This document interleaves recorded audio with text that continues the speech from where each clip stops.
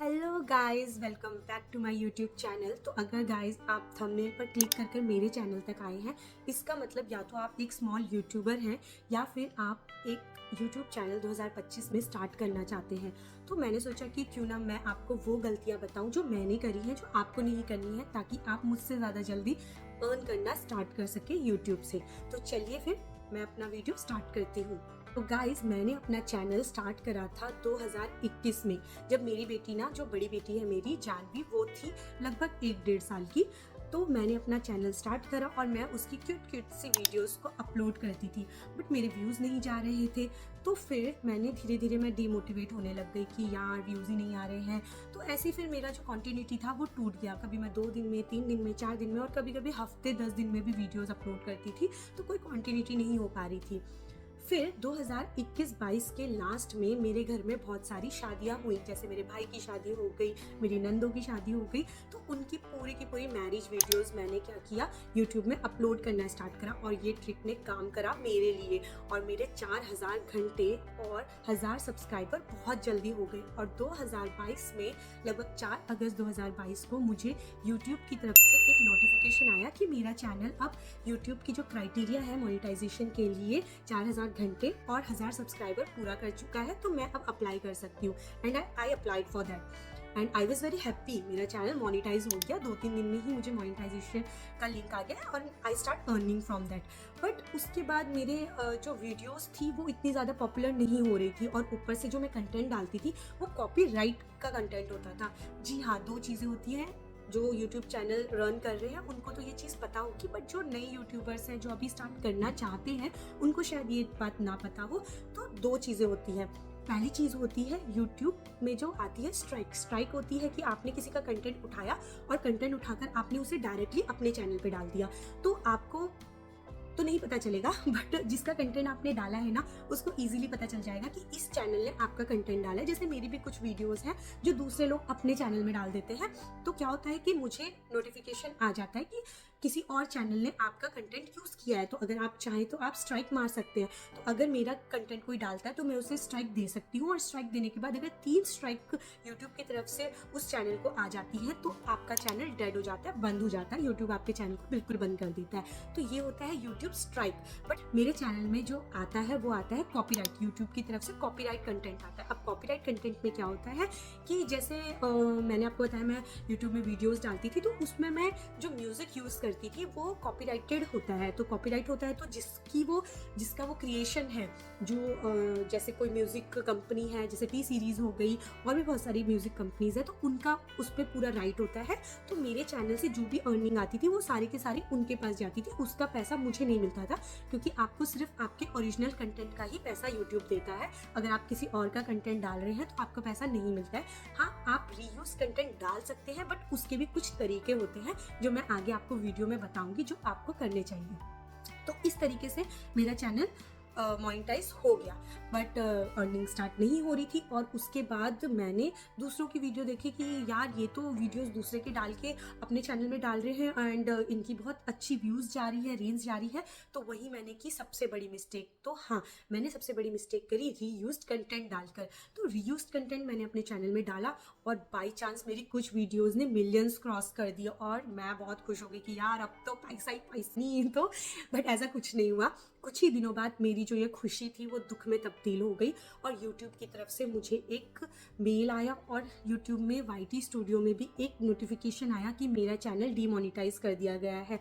जी हाँ, जो थोड़ा बहुत मैंने अर्न किया था, लगभग $20-30, वो भी बिल्कुल ख़त्म हो गए। मतलब मेरे यूट्यूब चैनल में अब कुछ भी शो नहीं हो रहा है।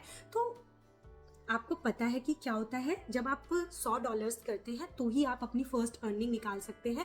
बट वो $100 करना मेरे लिए बहुत मुश्किल हो रहा था, क्योंकि एक तो मेरे जो कंटेंट वायरल गए वो कंटेंट जो थे वो सारे कॉपीराइट वाले थे, तो उसका पैसा मुझे नहीं मिला, और मेरे ओरिजिनल कंटेंट में 100-200 व्यूज़ से ज़्यादा आ नहीं रहे थे। तो उसके बाद मैंने जो ये गलती करी इस गलती का मुझे बहुत ज़्यादा पछतावा है कि मैंने रीयूज कंटेंट डाला। बट ऐसा नहीं है कि आप रीयूज कंटेंट नहीं डाल सकते, आप भी रीयूज कंटेंट डाल सकते हैं जैसे और लोग डालते हैं, बट उसके लिए कुछ ट्रिक्स होती हैं, तो वो ट्रिक्स मैं आपको बताती हूँ। तो यूट्यूब कहता है कि आप रीयूज कंटेंट डाल सकते हैं, बट आप उसमें अपनी ओरिजिनलिटी दिखाएंगे। जैसे आप कुछ कंटेंट किसी ने बनाया है, किसी ने कोई म्यूज़िक वीडियो बनाई या कुछ भी बनाया है, तो आप उसको अपने में डाल रहे हैं, तो आप उसके पीछे अपना कोई स्क्रिप्ट दे सकते हैं। कोई और स्क्रिप्ट चल रही है तो आप उसमें अपना वॉइस ओवर कर उसको अपलोड कर सकते हैं। दूसरी चीज़ होती है रिएक्शन वीडियोस देना। तो जैसे कोई किसी का न्यू कंटेंट आया तो आप उसमें अपना रिएक्शन वीडियो दे सकते हैं कि आपको वो कैसा लगा। तो आप कुछ वीडियोस ऐसी देखते होंगे यूट्यूब में भी कि वो 2 पार्टीशंस में होता है, ऊपर वीडियो चल रही होती है और नीचे पर्सन जो होता है उसमें रिएक्ट कर रहा होता है, हंस रहा होता है, रो रहा होता है, कोई मजाक उड़ा रहा होता है। तो आप वो भी कर सकते हैं। ये भी रीयूज कंटेंट के अंदर आता है, बट ये डूज में आता है, डोंट में नहीं आता है। तो आप डायरेक्ट उठाकर नहीं डाल सकते हैं किसी का कंटेंट। तीसरा है कि आप फैन क्लब बना सकते हैं। आप किसी का भी बड़े बड़े यूट्यूबर्स हैं जिनकी वीडियोस आपको लगता है कि बहुत वायरल होती है, आप उनकी वीडियोस में से उनका कुछ कंटेंट उठाकर अपने चैनल में डाल सकते हैं, बट फैन क्लब से। क्योंकि जो बड़े यूट्यूबर्स होते हैं वो फैन क्लब्स को ओपन रहने देते हैं, उसमें स्ट्राइक नहीं मारते हैं, क्योंकि उनसे उनकी भी पब्लिसिटी होती है। तो आप रीयूज्ड कंटेंट में फैन क्लब्स के थ्रू भी ये काम कर सकते हैं। तो ये तो हो गया कि आप रीयूज्ड कंटेंट कैसे कर सकते हैं। और हाँ, एक और चीज़ आप कर सकते हैं, जैसे कोई वीडियो चल रही है तो आप नीचे देखते होंगे लेफ्ट हैंड साइड में किसी की फोटो आती है नीचे बनी हुई ना, तो वो लाइव उसको देख रहा होता है, रिकॉर्ड करता है और उसको अपने चैनल में डाल देता है। तो ये भी आप लोग कर सकते हैं।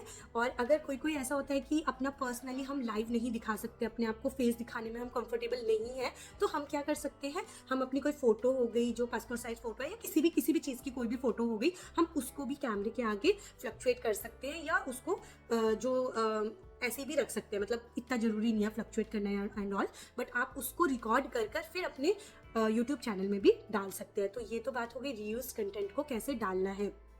अब आते हैं कि अगर आप 2025 में YouTube चैनल ओपन करना चाहते हैं तो आपको क्या क्या करना है, तो मैं बताती हूँ। सबसे पहली बात है, अपने नीच को समझें। जी हाँ, अब ये नीच जो वर्ड है ना, ये थोड़ा सा न्यू है, मेरे लिए भी न्यू ही था। अभी कुछ टाइम पहले ही मैंने ये वर्ड सुना है।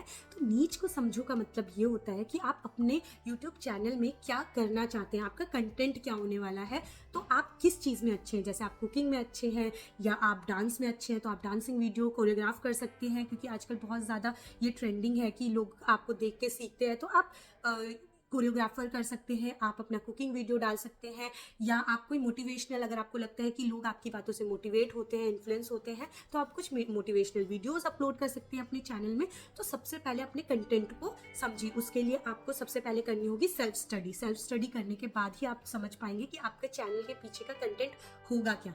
दूसरी बात होती है रेगुलर कंटेंट डालना। तो मैं यही कहूँगी कि मेरे जैसी गलती बिल्कुल भी मत करना। मैंने लगभग 1-1.5 साल तक कंटेंट नहीं अपलोड किया था। महीने 2 महीने में कभी मैं एक वीडियो डाल देती थी, जिसने मेरे यूट्यूब की जो चैनल है उसका जो एल्गोरिदम है वो बिल्कुल ख़राब कर दिया। क्योंकि यूट्यूब में जो एल्गोरिदम चलता है वो ये होता है कि आप रोज कंटेंट अगर डाल रहे हैं तो यूट्यूब आपके चैनल को खुद ही रिकमेंड करता है जो न्यू यूजर्स होते हैं उनके पास। तो आप कुछ हो ना हो, काम बने ना बने, बट आप अपना जो कंटेंट है उसे रेगुलर रखें। तीसरी और मेन चीज़ ये भी है कि आप जो आपके YouTube का जो भी वीडियो है उसका थंबनेल को काफ़ी अट्रैक्टिव बनाएं, ताकि लोग आपके YouTube में आए, आपके चैनल को क्लिक करें, आपकी वीडियोस को क्लिक करके आपके चैनल तक पहुँचे। चौथा है कि आप अदर सोशल मीडिया प्लेटफॉर्म्स जो हैं उनका यूज़ कर सकते हैं। आपके जो फॉलोअर्स हैं या आपके जो रिलेटेबल जो यूज़र्स हैं उन तक आप अपनी रीच को बढ़ा सकते हैं। तो ये कुछ ऐसी चीज़ें हैं जिनका अगर आप रेगुलर बेसिस पे करेंगे तो आपका जो चैनल है वो बहुत जल्दी मोनेटाइज होगा और आप बहुत जल्दी स्टार्ट करेंगे यूट्यूब से अर्न करना। तो लास्ट में मैं बस यही कहूँगी कि नेवर गिव अप, कभी भी हार नहीं माने, क्योंकि हार तभी होती है जब आप हार मान लेते हैं। और थॉमस एडिसन ने भी यह कहा है कि मैं असफल नहीं हुआ, मैंने 1000 तरीके ऐसे खोजे हैं जो काम नहीं करते। Guys, thank you so much for watching this video till now. Have a nice day. मिलते हैं कल एक नई वीडियो के साथ। Bye bye.